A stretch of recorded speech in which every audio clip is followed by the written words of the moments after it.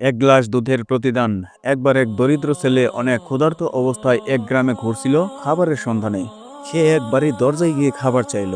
এক যুবতী মেয়ে দরজা খুলে দেখে ছেলেটি খুবই দুর্বল। মেয়েটি ছেলেটিকে খাবার না দিয়ে এক গ্লাস দুধ এনে দিল। ছেলেটি সেটা পান করে মুখে হাসি এনে বলল, আল্লাহ তোমাকে এর চেয়ে অনেক বেশি প্রতিদান দিবেন। এই বলে সে চলে গেল। বছরের পর বছর কেটে যায়। একদিন সেই মেয়েটি হঠাৎ মারাত্মক অসুস্থ হয়ে পড়ে।